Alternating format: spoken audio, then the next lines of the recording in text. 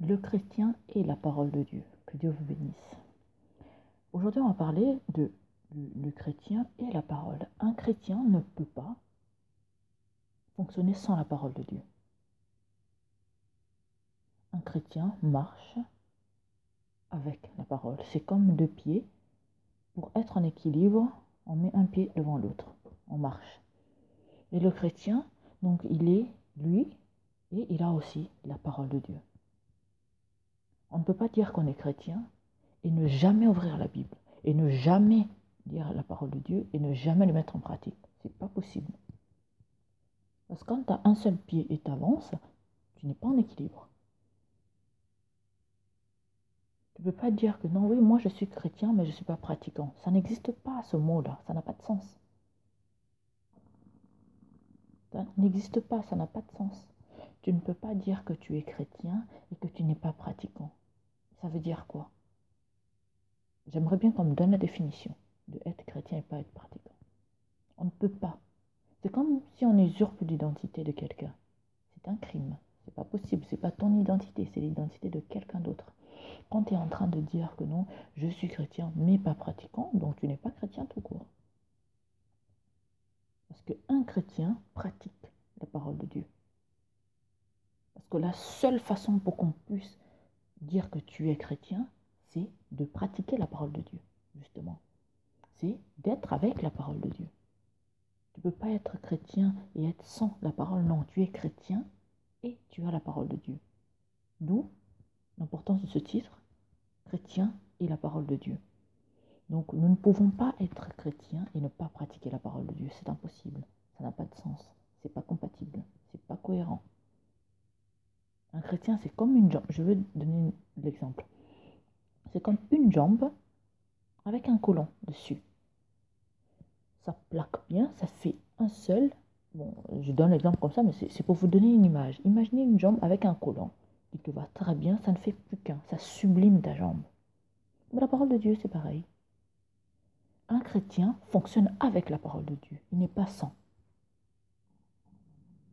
C'est comme quand il fait super froid et que tu n'as pas les gants dans les mains, bah, tu meurs de froid. Bah, un chrétien ne peut pas être sans la parole de Dieu.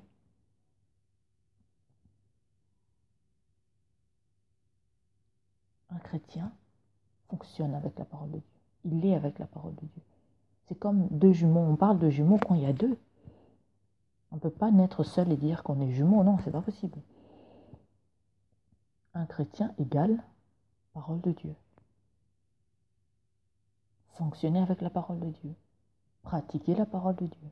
Méditer la parole de Dieu. Être en permanence en train de vivre la parole de Dieu. Parce qu'on n'est pas chrétien le matin ou le soir. Non, c'est tous les jours, c'est tout le temps. Dans sa façon de fonctionner. Dans sa façon d'être. Sa façon de voir les choses, de voir la vie. De sa façon de vivre avec les autres. Un chrétien met en parole, en pratique la parole de Dieu. Parce que si tu ne pratiques pas l'amour du prochain dans la parole de Dieu, tu n'es pas chrétien. Si tu n'aimes pas déjà ce Dieu-là, bah, tu n'es pas chrétien.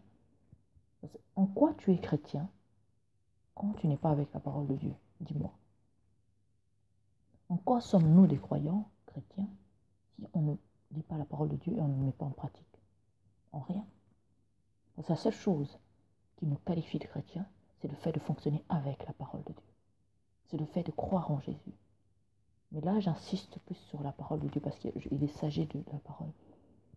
Donc, sans la parole de Dieu, nous ne pouvons pas dire qu'on est croyant, on est croyant. Nous ne pouvons pas dire qu'on est chrétien. Parce que je ne dis pas, j'enlève le mot croyant parce que croyant, c'est vaste, c'est large. Il y a des gens qui croient en Dieu, d'autres qui ne croient pas en Dieu, d'autres qui croient à des statues, d'autres qui croient à des esprits. Voilà. Donc, on ne peut pas dire qu'on est chrétien si on ne pratique pas la parole de Dieu. On ne peut pas dire que je suis chrétien, mais pas pratiquant. Mon frère, ma soeur, ça ne marche pas. C'est où tu es chrétien, donc tu fonctionnes avec la parole de Dieu, ou tu n'es pas chrétien, donc tu ne pratiques pas la parole de Dieu. Tout simplement. C'est aussi simple que ça. Que Dieu vous bénisse, je vous aime énormément. À très bientôt. C'était la prophétesse Harmonie. Donc vous nous retrouverez sur Facebook en tapant Prophète Olivier Cambola officiel, en tapant prophétesse Harmonie. Donc sur Facebook, vous avez des enseignements écrits, vous avez des vidéos que nous faisons. Que Dieu vous bénisse infiniment. Sur YouTube, donc vous avez des vidéos d'enseignement, vous avez des vidéos de louanges aussi.